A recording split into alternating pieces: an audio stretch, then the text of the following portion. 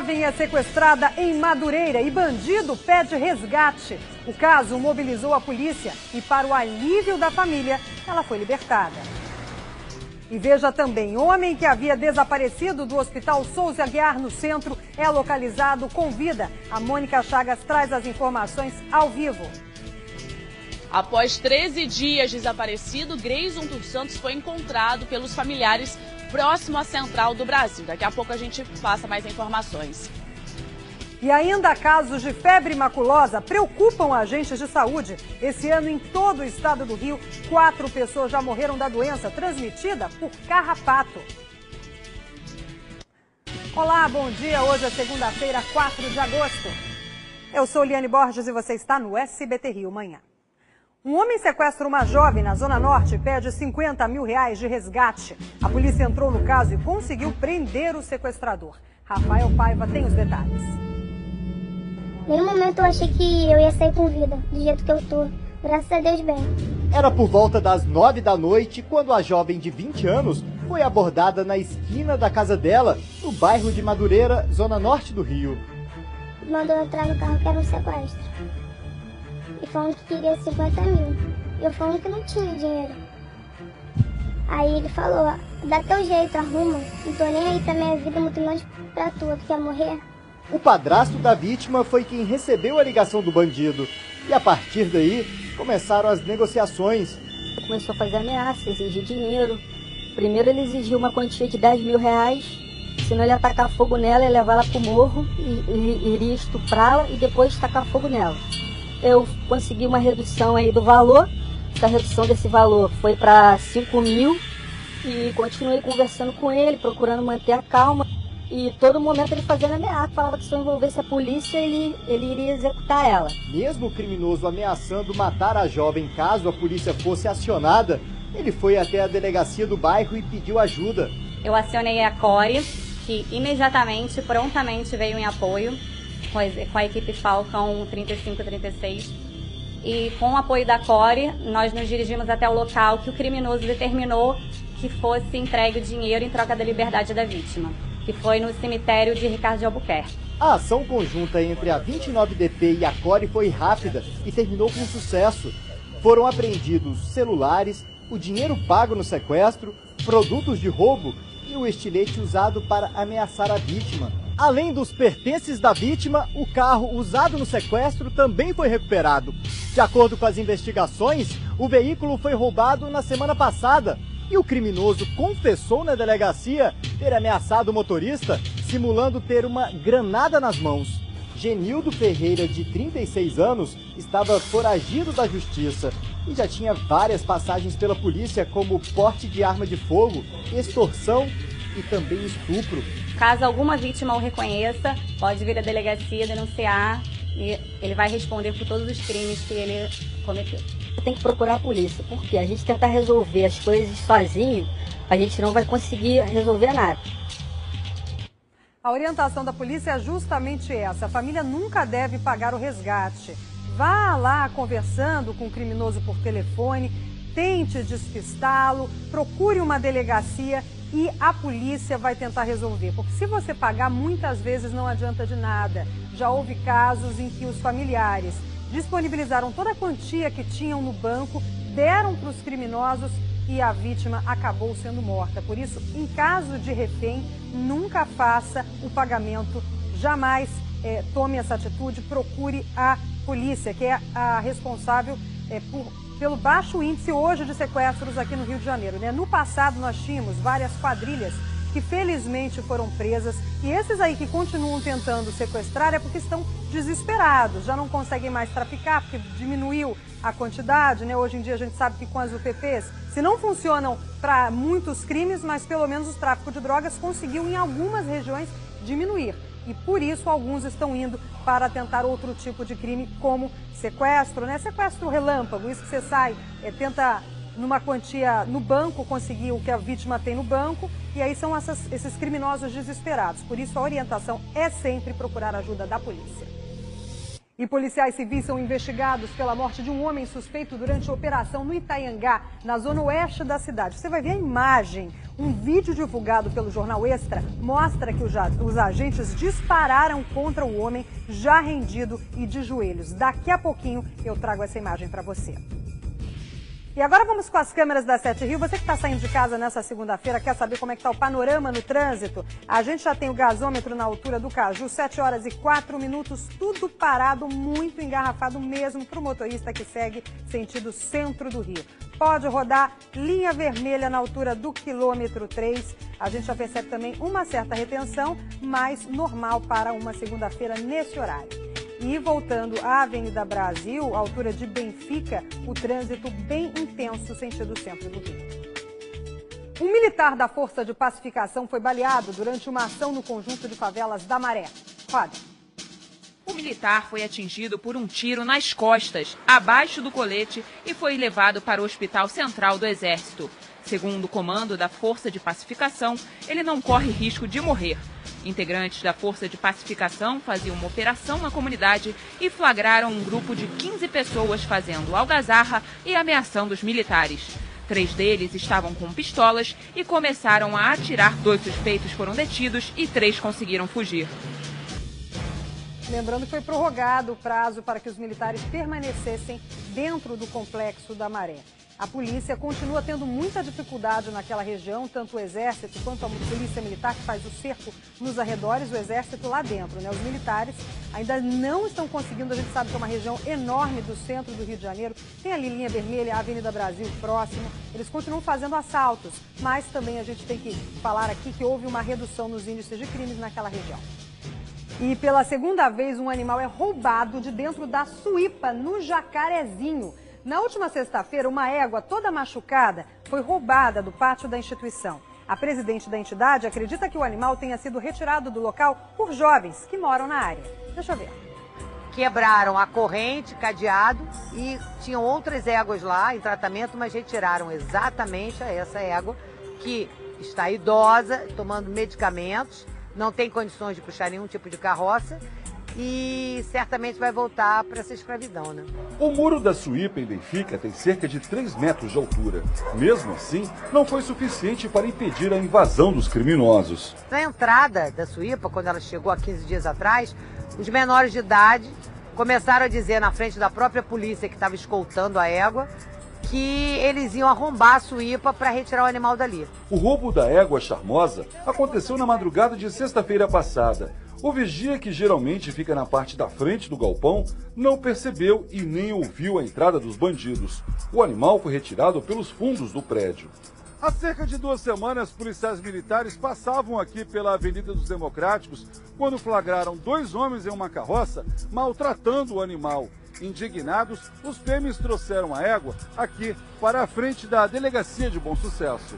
As pernas da égua estavam bastante feridas. De acordo com o veterinário da PM, que foi chamado para fazer uma consulta em Charmosa, ela estava bastante debilitada e praticamente subnutrida. Diante do descaso, ela foi encaminhada para a Sociedade Protetora dos Animais. Segundo a presidente da ONG, Isabel Cristina, Charmosa corre risco de morte. Se ela não for resgatada, possivelmente ela vai morrer, porque os veterinários falaram que ela estava muito fraca, muito doente, estava subnutrida, ela já é uma égua idosa e estava tomando todos os medicamentos. E quando ela chegou a Suípa, ela tinha uma fome, uma coisa de doido. Acho que ela nunca tinha visto comida na frente. A grande realidade é que maus tratos a animais, crime ambiental de uma maneira geral, a pena é muito branda. E aí facilita esse tipo de coisa, né? Coitada da égua charmosa. Chegou já debilitada. Agora vieram jovens, segundo informações de pessoas ali na Suípa, e pularam o muro para roubar. Porque é também o ganha-pão de muitas pessoas da favela, né? Moradores de comunidades, às vezes fazem transporte, utilizam os animais, só que com nenhum cuidado, né? Não dão alimento devido, batem no bicho. Usam com carroças pesadas, às vezes muito mais do que o animal suporta. Como a diretora da Suípa explicou, é um animal idoso já, precisa de cuidados. E eu acredito que nem a Suípa seja o local ideal para um animal desse porte, porque eu já visitei o local e há uma grande quantidade de gatos, cachorros, tem de tudo lá. E já há uma dificuldade por ser uma entidade de dar condições de sobrevivência para esses animais. Eles tratam com cuidado, pelo que eu sei, mas de qualquer maneira não dá para, pela condição lá de local, por ser um espaço pequeno, de ter tanto animal. Então tem que tentar localizar esse bichinho. Aliás, você pode também fazer suas denúncias. Se você viu algum animal sendo maltratado, vá à polícia, denuncie. A gente sabe que, infelizmente, a pena para essas pessoas que maltratam os animais é muito pequena, mas pelo menos você vai fazer a sua parte. E o jovem que desapareceu dentro do hospital Souza Aguiar foi encontrado. Vamos ao vivo com a Mônica Chagas, que acompanhou esse caso e tem mais informações. Bom dia, Mônica. Ele foi encontrado aonde? Como é que era a condição dele? Bom dia, Eliane Borges. Bom dia a todos. Grayson dos Santos, de 21 anos, ele foi encontrado dentro de um ônibus próximo à Central do Brasil. De acordo com informação dos familiares, um amigo da família reconheceu Grayson, ligou para os familiares que encontraram ele um pouco desorientado. Grayson estava no Hospital Souza Aguiar, Hospital Municipal Souza Aguiar. Ele deu entrada lá após sofrer um acidente de moto e foi liberado, né? Ele acabou saindo da unidade depois de uma semana, no dia 21 de julho. Os familiares só souberam da saída dele, do desaparecimento dele, quando foram visitá-lo na unidade. Quando eles chegaram lá, se depararam, tiveram a informação que o Grayson não estava mais no hospital. Eles ficaram revoltados com a direção do hospital e, em nota, a Secretaria Municipal de Saúde informou que ele estava lúcido, estava orientado, que os funcionários não podiam impedi-lo de deixar a unidade. Ele, que de acordo com a nota, havia tentado deixar o local por 3 vezes. Ele saiu de lá e só agora, depois de 13 dias, Liane, ele foi encontrado pelos familiares, um pouco desorientado, e agora ele voltou para o Hospital Souza Aguiar para fazer novos exames para saber o que aconteceu, Liane. Bom, se o hospital disse que ele estava bem, tranquilo, poderia sair a hora que quisesse, então por que ele retornou à unidade de saúde? É porque é preciso fazer exames, no mínimo. Olha, eu estou agora com o irmão do Grayson, a gente está ao vivo com ele por telefone. Muito bom dia, obrigada por essa entrevista. Queria saber de vocês, foram quase 15 dias aí de sofrimento e vocês fizeram o que para procurar o Grayson? Foram a que locais? Fiz de tudo para procurar ele. Rodei esse centro da cidade todinha, dormi como um morador de rua aqui nesse centro do Rio, por causa da negligência do Hospital Souza Aguiar, que hoje alega em nota aí que meu irmão estava lúcido orientado. Alguém que está lúcido orientado não fica 13 dias na rua, dormindo igual mendigo, igual cracudo. Sendo que ele tem família, sendo que ele tem um serviço, sendo que ele tem um trabalho. Então uma pessoa dessa é impossibilitada de andar. Então ele não estava lúcido e orientado, como diz o hospital. Eles falam isso para poder tirar o deles da reta. Mas na verdade, negligência médica deles, o meu irmão saiu para a rua. Ele entrou na unidade com que quadro de saúde? Ele tinha algum problema psiquiátrico ou era apenas um problema físico? Por que ele precisou de atendimento lá no Souza Aguiar? Meu irmão, ele se acidentou de moto e teve trauma. Um coágulo na cabeça, uma rachadura no crânio. Entrou ar no cérebro dele, entrou ar na cabeça dele. Ele perdeu todos os dentes da boca e ele está com perda de memória. Uma pessoa dessa não pode andar no centro do Rio. Eu sei que a lei é acima de 60 anos e a pessoa de menor. Mas será que você tem como pegar um bebê e botar na rua? Será que ele consegue viver sozinho? Você pegar uma criança de 2 anos de idade e botar nesse centro da cidade, ele consegue viver sozinho? Qual a diferença de uma pessoa que tem 21 anos, sem memória nenhuma, para uma criança ou um bebê? Não tem nenhuma diferença. Você tem toda a razão. E olha, uma pessoa com coágulo no cérebro, é lógico que não está apta para sair sozinha, né? Precisa de alguém o tempo todo perto, olhando, e algum profissional da área de saúde, não é isso? Então é impossível, cara. Entendeu? É impossível. E vocês depois conversaram com ele, tiveram a possibilidade dentro do hospital, agora que ele retornou? Meu irmão, ele não retornou no hospital porque ele quis. É porque nenhum hospital vai querer pegar ele com o caso dele, entendeu? O Souza Aguiar seria o último hospital para levar o meu irmão. Mas como ele foi encontrado pior do que como a gente deixou ele lá, ele, infelizmente, o hospital não deu prontuário pra gente, Porque eu vou chegar em outros hospitais para pedir atendimento. Ontem eu fui ao Salgado Filho, foi negado ele, por causa do prontuário que o hospital se nega a passar. Então, infelizmente, eu tive que trazer ele para cá de volta. Mas ele se encontra pior do que como eu deixei ele lá. Então você está falando agora de dentro do Souza Aguiar conosco, é isso? Estou falando de Souza Aguiar. No momento eu estou indo para o Souza Aguiar. Entendi. E ele está em que situação agora? A gente viu a imagem, ele parece voltando bem, mas ele está internado com algum tipo de medicamento? Ele passou só por uma avaliação psiquiátrica? Qual é a situação dele? Está inclusive em um leito que comporte a necessidade dele? Uma pessoa que retorna para o hospital, ela volta os procedimentos a estaca zero. Ele faz o procedimento de emergência e dali eles vão falar para onde ele deve ir. Eu tenho quase certeza que ele vai ter que ficar internado na sala vermelha de novo, dele.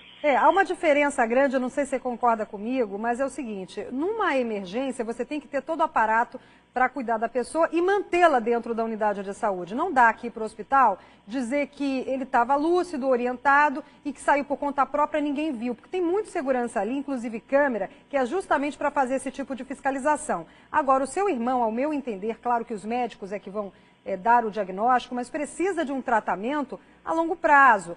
Por mais que haja agora essa necessidade urgente de tratá-lo dentro do Souza Aguiar, ele precisa de um tratamento depois, para saber as condições psiquiátricas dele, as condições clínicas. Por isso a gente faz um apelo aí à Secretaria de Saúde, que se não for no Souza Aguiar, mas que encaminhe o Grayson para outro local para ele fazer um tratamento adequado. Muito obrigada pela sua participação e fica então o meu apelo. E olha, policiais civis são investigados pela morte de um homem suspeito durante a operação no Itanhangá, na zona oeste da cidade. Um vídeo divulgado pelo jornal Extra mostra que os agentes disparam contra o homem já rendido e de joelhos. A Cláudia Ramos mostra. Imagens divulgadas pelo jornal Extra mostram 2 agentes da CORE, a tropa de elite da Polícia Civil, armados com fuzis, subindo uma das ruas do Morro do Banco, na zona oeste do Rio. Eles se deparam com 2 rapazes e dão tiros de advertência. Um dos jovens levanta as mãos. Os policiais se aproximam. O rapaz é rendido e se abaixa com as mãos na cabeça. O outro garoto vai embora e novos disparos são ouvidos. O vídeo mostra o rapaz caído no chão já morto. A gravação foi feita por um morador no dia 23 de maio, mas só agora foi divulgada. A vítima, identificada como Alisson Fernando Silva de Lima, não tinha antecedentes criminais. Em nota, a polícia informou que está investigando a morte do rapaz e a ação dos agentes da CORE. Se ficar comprovado algum tipo de desvio de conduta, o caso será encaminhado para a Corregedoria Interna da Polícia. O Morro do Banco fica no Itanhangá, uma área nobre do Rio. Uma das entradas para a favela fica neste condomínio de luxo, onde moram vários artistas. Nas páginas de uma rede social, moradores reclamam dos tiroteios frequentes. A área é dominada pelo tráfico de drogas e pela internet demonstra poder. Mais uma imagem triste da atuação da polícia dentro de uma comunidade. Dá para ver nitidamente que o rapaz, não se sabe se ele era bandido, não temos informações sobre ele, mas ele levanta os braços como quem está se rendendo. E a pessoa que está gravando de cima de um prédio, com medo, obviamente, baixa a câmera no momento dos disparos. Mas a informação que essa testemunha deu é que nesse momento em que ela baixou a câmera, os policiais atiraram a queima-roupa no homem, que morre imediatamente. Aí depois chegam outras viaturas, chega reforço, mas ele já estava morto. Olha esse caso, mais um, infelizmente, da polícia. E morre mais uma vítima da explosão do prédio na Tijuca. Vamos novamente com a Mônica Chagas, que tem informações. Mônica, explica, por favor, para a gente todo o caso que aconteceu na última semana e, infelizmente, mais um operário morreu, não é? É isso mesmo, Liane. Infelizmente, Ailton Soares da Costa, que teve 80% do corpo queimado, morreu no Hospital Pedro II em Santa Cruz no sábado. Ele que estava, junto com outros funcionários, outros operários, uma obra da construtora João Fortes, em frente ao Shopping Tijuca. Essa explosão teria acontecido após uma pane no cilindro de oxigênio de uma máquina de solda. Emerson Carneiro, de 38 anos, morreu no local. O corpo dele foi levado para o IML e familiares foram até lá para reconhecer o corpo de Emerson. Mas, por conta das grandes queimaduras, né? Ele estava com queimaduras por todo o corpo, os familiares não conseguiram reconhecê-lo. Agora eles aguardam por um exame odontológico para saber, né, se realmente o corpo é de Emerson. Outras 2 pessoas ficaram feridas.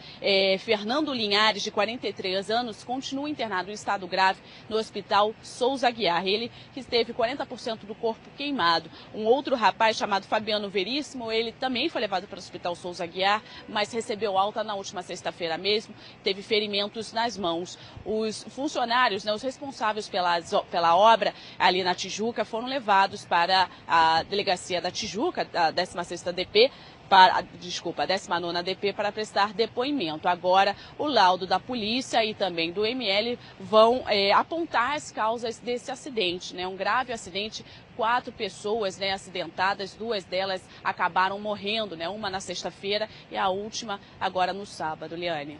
É um cilindro de oxigênio, né, da solda que pode ter provocado, mas aí só a perícia mesmo, como a Mônica explicou, não é, Mônica?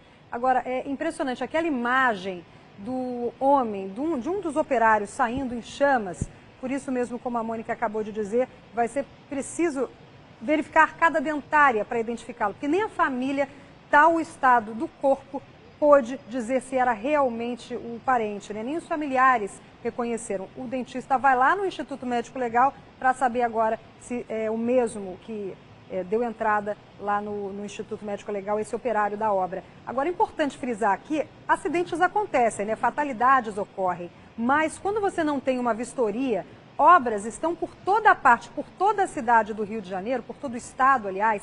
A gente vê imóveis, grandes construções sendo erguidas. E será que há fiscalização? O Conselho de Engenharia e Arquitetura e a própria Prefeitura precisam fiscalizar, porque senão acontecem outros desastres. Obrigada, Mônica. E um casal de adolescentes fugiu de casa em Nova Iguaçu porque o pai da menina não queria permitir o namoro. Agora os familiares vivem dias de angústia desde que os dois fugiram. Quem conta essa história é o Eduardo Oliveira. Não consigo nem dormir direito. Trabalhar. Eu não estou nem vivendo direito. Não sei nem o que vou fazer da minha filha se eu perder minha filha. Sem saber o paradeiro dos filhos, os pais dos adolescentes estão desesperados. Ele sabe o desespero que eu tô passando. Desde o dia que o pai me ligou e falou, eu não como, eu não durmo. A gente não sabe onde eles estão, como eles estão, se estão dormindo direito, se estão comendo, se tem alguém maltratando. O casal fugiu no domingo passado, sem deixar nenhum recado para a família.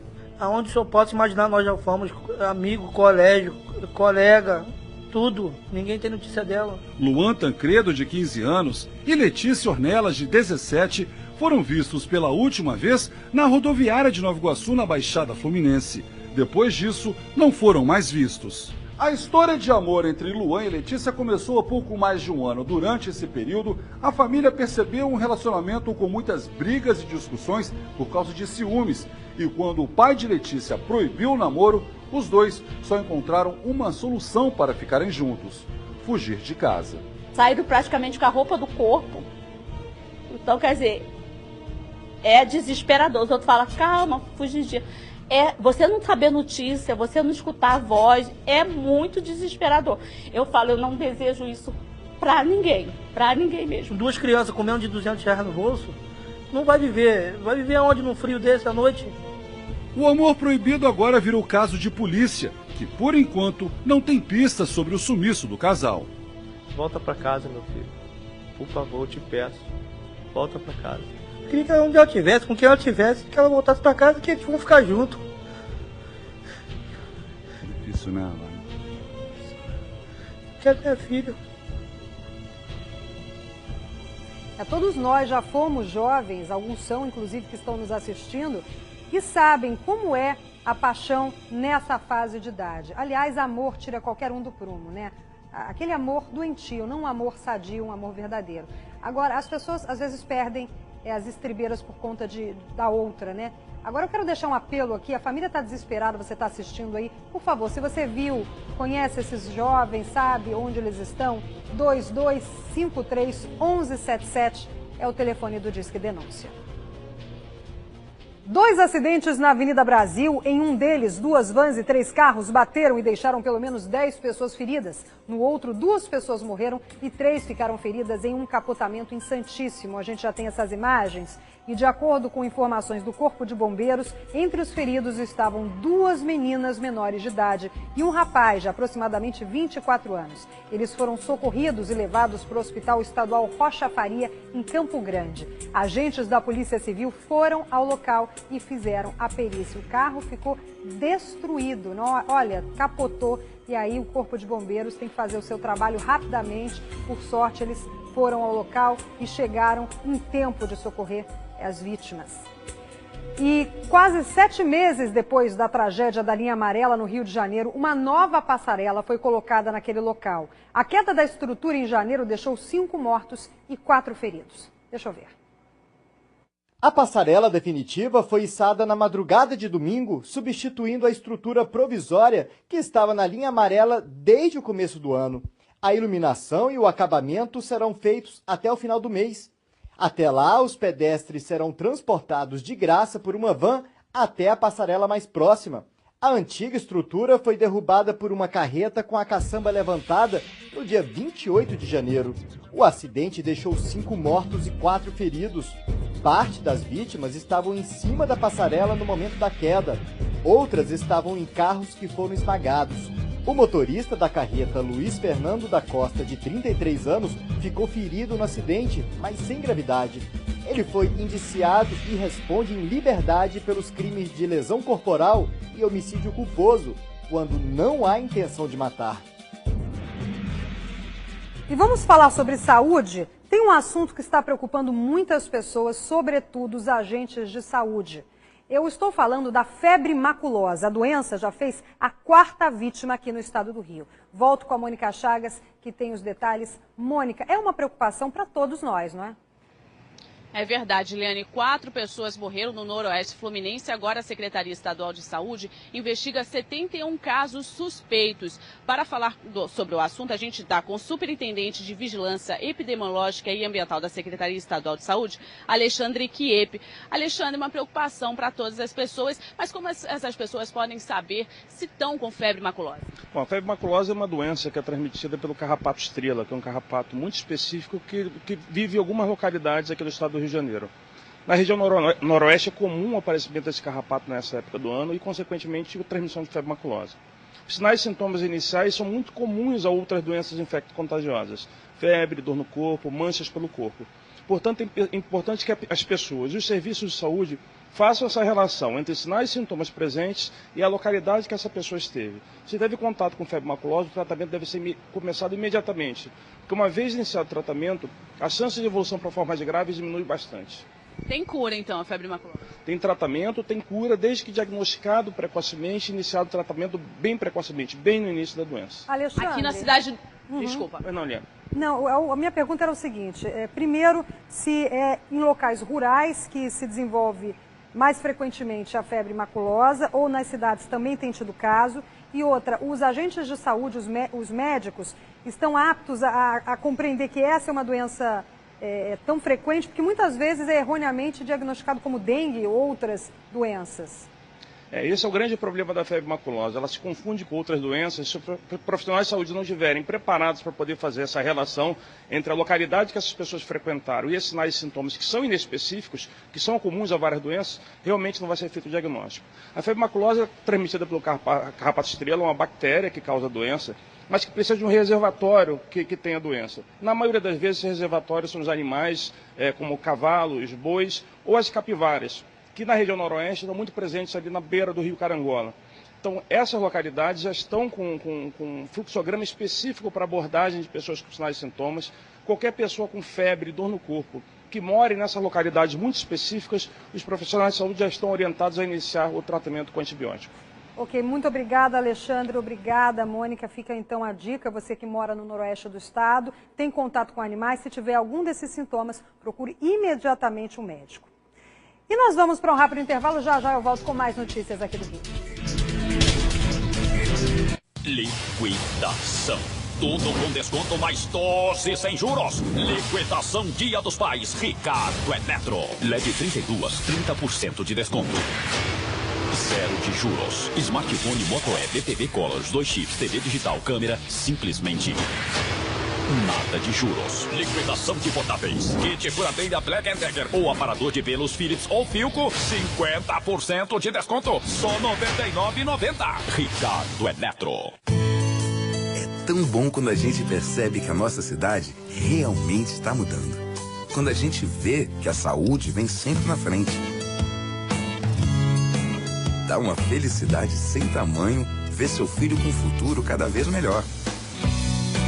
Agora dá uma olhada em volta. Veja quantas novidades. É a qualidade de vida se mudando para o seu bairro. E ela veio para ficar.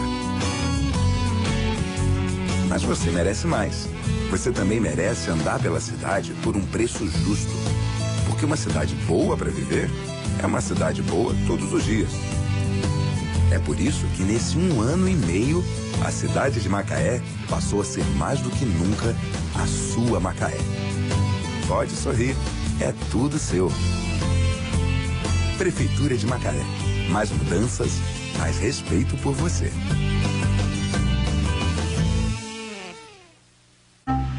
Já notou que quando você deseja muito uma coisa, repara nos mínimos detalhes? O corte do vestido que fica perfeito no seu corpo. O consumo e a capacidade da geladeira para sua cozinha. Cada função da TV que você sonha. Mas uma coisa, talvez você não repare. E tá bem ali, no seu extrato. Você tem crédito disponível no Banco do Brasil. É só consultar o extrato que o valor tá lá, para você usar como quiser. Precisou? Tá na mão. Banco do Brasil. Bom para todos. Já tô de volta e agora são 7h30 em ponto. Em Nova Friburgo, uma das cidades que mais sofreram durante a tragédia da Serra em 2011, a venda de moda íntima não para de crescer. E uma feira, a FEVEST, reúne mais de 100 confecções de lingerie. Eu e a Isabelle Benito estivemos por lá. Entre rendas e transparências, é assim que Nova Friburgo dita as tendências da moda íntima em todo o Brasil. Friburgo hoje representa 25% de toda a produção nacional de lingerie. A FEVEST é a mais importante feira de negócios da cidade. São mais de 100 estandes de confecções de lingeries e as novidades atendem a todos os gostos. A gente explora o quê? Conter barriga, apertar a barriga, né? Soltar o bumbum, deixar o bumbum bem valorizado. Então, assim, a lingerie funcional para transformar essa mulher que se propõe a ser bonita, a ser sensual. O mercado de moda íntima conquistou também os homens e tem crescido cerca de 20% ao ano em todo o Brasil. De olho nisso, as marcas estão cada vez mais antenadas nas exigências desse público. A gente oferece vários modelos com apelo de moda, com funcionalidade, com tecidos tecnológicos. Para quem ainda não foi, o evento vai até amanhã no Country Club de Nova Friburgo, até às 19 horas. A gente sabe que a mão de muitas pessoas que tiveram histórias, famílias que morreram, pessoas que tiveram a vida marcada por essa tragédia, muitas pessoas trabalham costurando, desenhando, fazendo essa feira. Isso movimenta o mercado de Nova Friburgo. A intenção dessa feira é justamente levar a cidade a patamares mais altos com a moda íntima, e a gente também está vindo prestigiar, claro, né, porque a gente quer esse renascimento aqui de Nova Friburgo.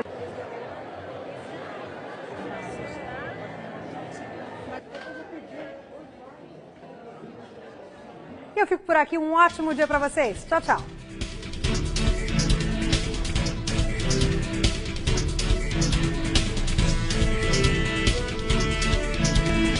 Logo à frente.